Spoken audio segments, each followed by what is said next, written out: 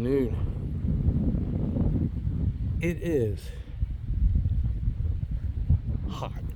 It's hot out. Very hot. It's the 26th of May. And I've been working in the garden, and I thought, well, I'll make a video because it's not all pleasant gardening and figstering, being a figster, loving figs and organic other fruits and vegetables and berries and things. There's a lot of toil involved that we don't hear so much about. Let me shrink that back down. Messing up already. My brain hasn't been fully activated yet. I just started sipping on my coffee, even though it's afternoon. Been busy indoors. There's so many things to try to catch up with. Just the lawn, as you know out there, if you're a property owner, in 7A, as I am in South Jersey, just the lawn itself is a full-time job. We could barely keep up with it. There's all the trimming and work.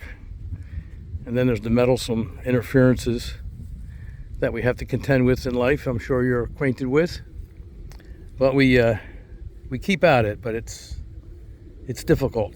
And so I'm a little late in getting to some of these chores that the garden demands, such as clearing out the dead wood or the branches that are growing in places that aren't going to do the tree any good, you any good, anybody any good.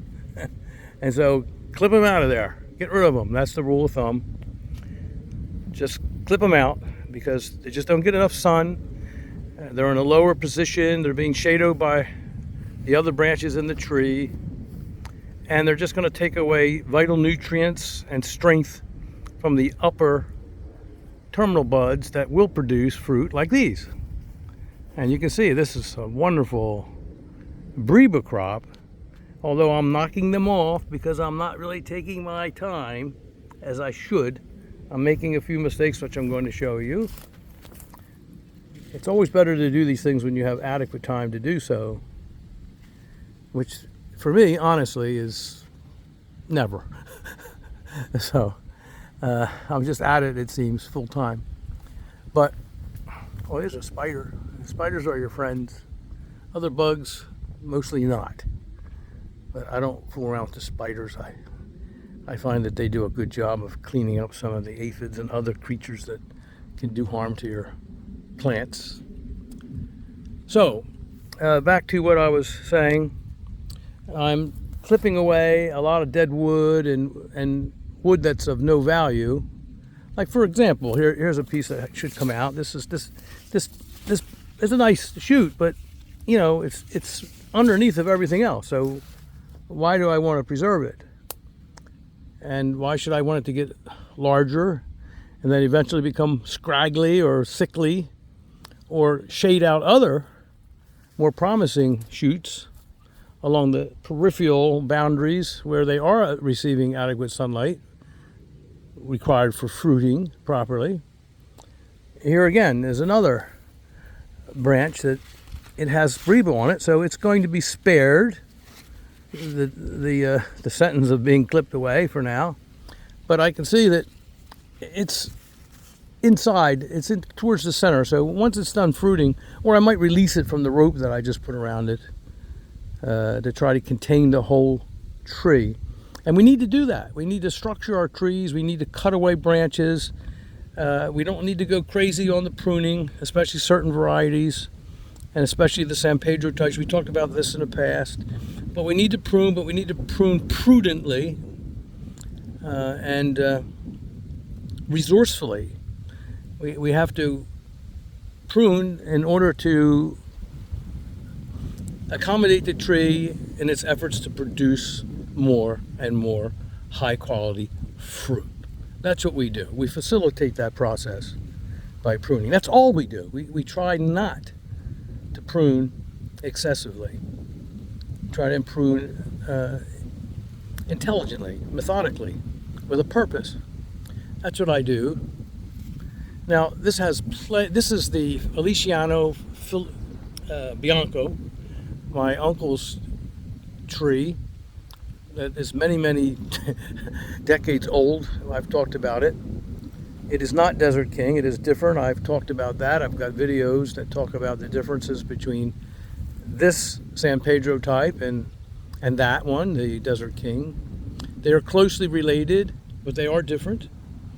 In my uncle's village at Valle San Juan, the village, which was a small isolated village of very few people in the mountains, they all call it the Feliciano, he told me. Feliciano, which is interesting because it sounds a lot like Feliciano, doesn't it? They called it the Feliciano, but the Feliciano in that dialect, it meant, he said, the first figs. And they celebrated this tree because it will not produce many main crop figs. Most San Pedros will produce no main crop figs. This one has a distinction, and I've talked about it. Between 15 and 20% of the main crop figs will actually get ripe, but they're very characteristically different. Very different than the Briba.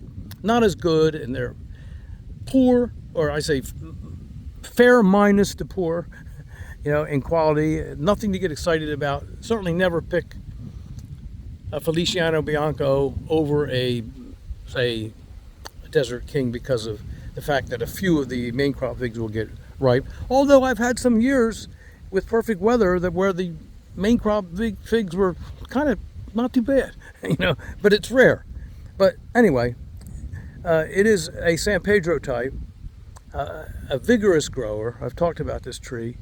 It produces mainly Briba, which get ripe around the 4th of July, and they're very delicious. They're different. They're distinguished a little from the Desert Kings, which is another wonderful, and I've talked about it many times, a wonderful San Pedro type.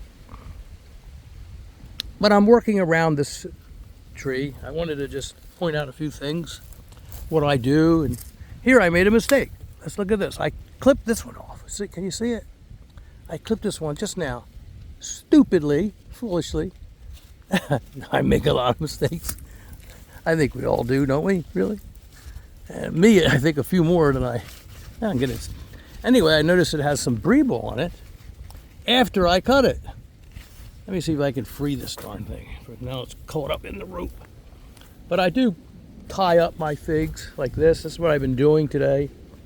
I tie them up. I straighten them up. I encourage them to grow straight and tall.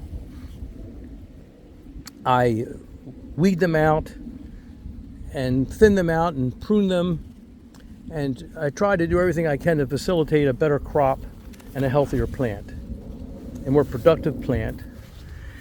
Now, let's go back and get this tree branch out of here. Oh, it's caught in here. All right, there, can you see that? Oh gosh, oh well, so now let's see how many Briba three more I'd lose. Good job, Lou. Make another video and show everybody how astute you are, especially in the morning before your coffee. Jeez, oh, well, you know what? Let's do a sour grapes thing. Let's try and unscientifically rationalize that mistake. It will make all the other figs bigger and grow better, and they'll be more tasty. Okay, see? Maybe it wasn't such a big mistake. All right, we're having fun here. I'm gonna have to weed all these out here, and I'll do that. That's what I've been doing. I've been tying up these figs. Now this is a garden. This is my little fig trial place that I've featured before, and I've got about 8 or 9 different varieties in here. There was at one time, even around here, there were other varieties, and in there in that empty space, they're gone, because I just found that they were not adapted too well to this climate and to this zone and location, or they possessed characteristics that I felt were not worthy of keeping them in my collection. So I removed them. And I've talked about them over time, so some of the older videos will probably mention some of those varieties. But they are gone, and what remains now are some very good varieties that I've talked about again in the past. We just went over one, the Feliciano Bianco. And here's another here that passed the test for many years. I keep cutting it back and it keeps growing and it's doing well. I gotta get the grass clippings out of there that I've been unintentionally aiming the lawnmower at. But there's a bunch of varieties here that are, many of them are very different than others, and all of them, for one reason or another, or a multiple accumulation of reasons, are worthy of staying in my fig garden, like these. So I've cleaned up these pretty well. I've been tying them. They're beautiful. They did marvelously well throughout the winter. This is the 4th winter that they've survived, I think. Uncovered. And these are in the back near the farmer's field. And we get relentless northwest winds coming across this field. Very cold here. It is a microclimate, but a negative microclimate, because in town it's much warmer than here. And over in that direction, which is to the west, is a very, very large river shed. And any trees in that, and I have other properties in that direction, a rental property and other property. Those trees didn't need covering very often because that microclimate is very, very conducive to allowing figs to grow in this very, very hostile zone. My yard, unfortunately, out in the country, it's much colder at night, much colder. It's not unusual to see the temperature 10 degrees colder here than it is in town or along the riverside. And so it's brutal. But hey, I've had times in the past, I've mentioned in other videos, where I've gotten as many as 3 winters where I was able to get very little damage. 3 winters in a row, including having some covered figs, and most of my figs were covered in the earlier years. Now I'm getting older, I just can't do it. It's just too much for me to keep up with. So, and I have another property, 7B, that I feature in my videos, and I don't need to cover them there. And I have many of the same varieties there. So, I had 3 years in a row where I didn't have much damage in my covered figs, or even a few that I left not too well covered or uncovered, but never like what's going on now. 4 years in a row, completely uncovered, and they're surviving, and they're surviving wonderfully. I'm going to have a boatload of figs of many different varieties.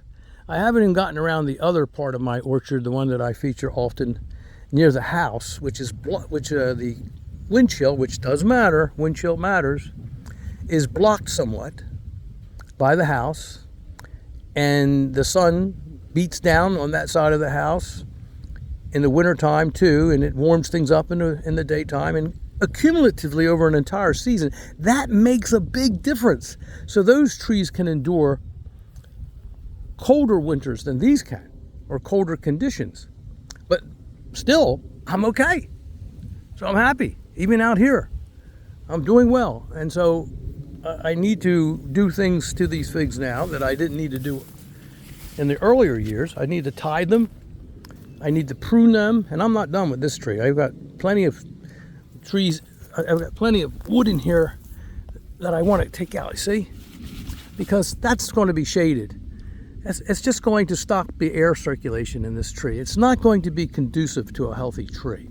A lot of these little branches in here, maybe if I can reach, I'll show you. Here, look, I can take these out. See? See, I just cut that one out because it's underneath and it's just stopping the airflow. it's not going to make any contribution whatsoever to the tree. So I'll take it out. Here's another one like that. See that? See this? It's in the shade. It's just stopping air circulation. Here's another. Look at this one. Okay, what's that going to do? Okay, that's not going to help anything. Even if it made a fig, which it won't, in the shade, because figs need full sun to be most productive. Always try to achieve full sun. Yeah, you can get away with less sun than full sun and get some figs, but you're never going to get the crop you're going to get when you have full sun. Never. Trust me on that. And this tree, this trunk, is not going to do anything. I might leave it here for another reason, because if I do get a lot of dieback next winter, if my beautiful fig tree is killed back from a harsh winter, may say we have a harsh winter next winter, then the ones that are closer to the ground might survive a little better because of the geothermal effects of the earth. And lower is always better. And I will mulch up, winter mulch this all up. And so something like this will be covered in mulch. And if I do get dieback, I get a little bit of a head start by having a few nice little established shoots on the bottom already first established, even before the new shoots will come up from the not killed back roots, because the roots won't die in 7A if they're adequately covered with a winter mulch. And that's important to know. You know, you can preserve your genes, the genes of your favorite figs, if you put them in the ground, and I always prefer in ground. I've mentioned that over potting. Some varieties in this zone have to be potted, and we talked about that. That's common sense. And so I try to keep my potting experience to just those varieties that are not well adapted to in-ground growing, of course. But why grow a fig tree in a pot or a container that you can just as easily grow, or much more easily grow, in the ground, and with better results and tastier fruit? I believe that it's just better all the way around. Less chances of bug infestations and a fig mosaic virus, which I don't have any, you know, so it's just a good way. And the only thing that really prevents you from doing so is if you don't have adequate space. If you don't have adequate space to grow your trees, or high ground, never plant low where there's any sitting water after a rain or anything like that, and we've talked about it. But if you don't have adequate high ground or adequate space or ground, then naturally you have to go to containers.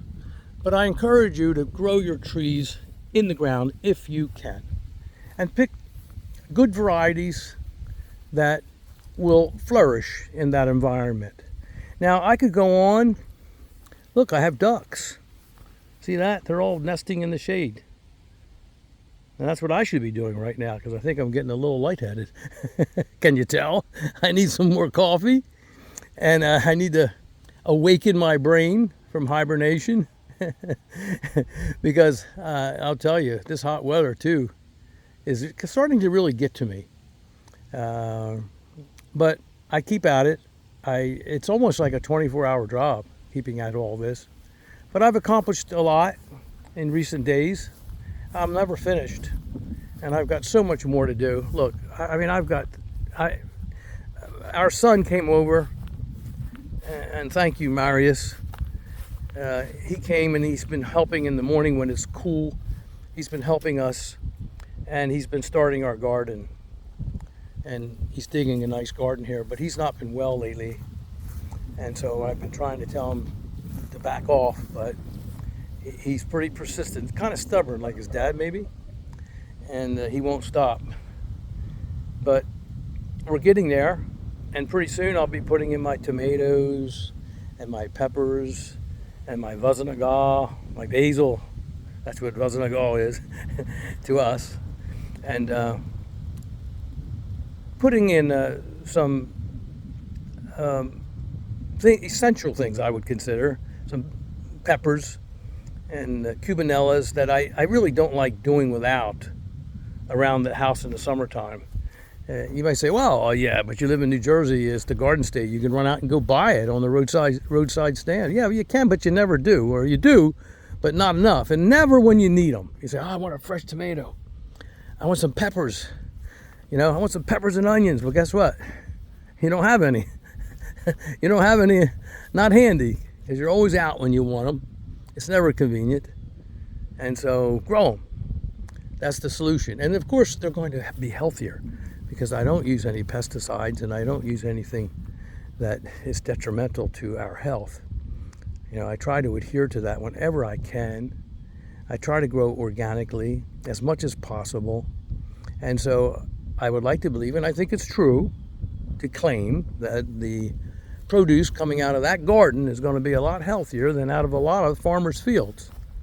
Okay? Where they're using things, chemicals, Roundup, and you know the drill. I'm sure you've read about it. That are now being proven to be carcinogenic. So I try. We try. We don't always succeed 100%, but we try. And same thing with the figs. I don't put anything on the figs that's not organic if I can help it. And it's very rare that I ever have to even use a fertilizer that's not organic. I pay a little extra money and I use the organic fertilizer. And I use a lot of things, crushed oyster shells like I've told you about. We've talked about that. I'm going to be making another video soon. And this is just I wanted to talk about, I don't know what I'm going to title this video yet, but I wanted to talk about some of these unpleasant chores that are absolutely necessitated by spring and summer. If you want to have a reliable crop, and if you want to have that crop into perpetuity, meaning you want to have trees that are self-sustaining, not self-sustaining, but they've been helped along, and they've been supervised in a way that they've been encouraged to grow properly so that year after year they're going to produce an abundance of fruit. If you want that, it just doesn't happen by itself. You just can't let them grow wild. You have to just take an active hand. You've got to. Look, you see, every one of these trees is tied. Look, they're all tied. Every single one of them. You see any that aren't? Look, they're tied. They're tied. Go in here. I like to talk about these varieties a little, but I'm not right now, because this video would just go on forever. See how it's tied? It's tied. But look how beautiful the terminal buds are. Look how nice. Look at all the little figs forming. Look, can you see them? Look at that. And this is a delicious variety too. Gosh, some of these varieties are just so good. They didn't just happen by themselves. Okay, it takes work. It takes preparation. It takes persistence. You've got to be persistent and dedicated. You've got to work hard sometimes. It's not always fun.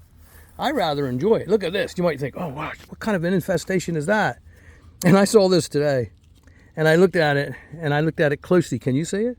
It's just some seeds that got on there and stuck, because it rained a little bit last night. Now, why those seeds just blew on these leaves, or why they stuck to these leaves, well, that beats me. Can you tell what this tree is? Look at the shape of that leaf. Some of you more experienced fixers out there, I bet you know what this is. But why didn't it stick to these leaves? Okay, why didn't it stick to the leaves over here? Maybe because they're slippery, they're a bit more slippery, or maybe there's little microscopic or almost microscopic little hairs or fuzzy things that held the seeds from falling off. Look at that. They're falling off now that they're dry. Okay. Well, we will get into these varieties and talk about them more next time around. And I have so many things I really want to discuss with you. So many things I want to show you. There's the persimmons trees, and they're doing well. But for now, I think I'm going to draw this video to a close. Thank you for visiting. I've got some cleanup due. So I'm in the middle of cleanup, and I'm making progress, believe it or not. But it's going to take another week just to get things totally under control the way I like to have them. But I'm working at it, nonstop. Thank you for visiting.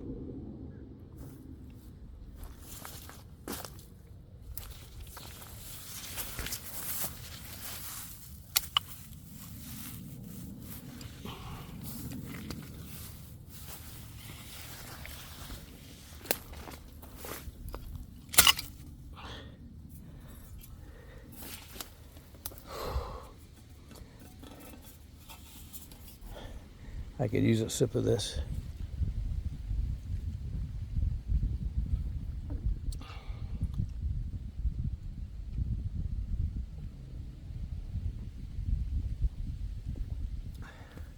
Good day.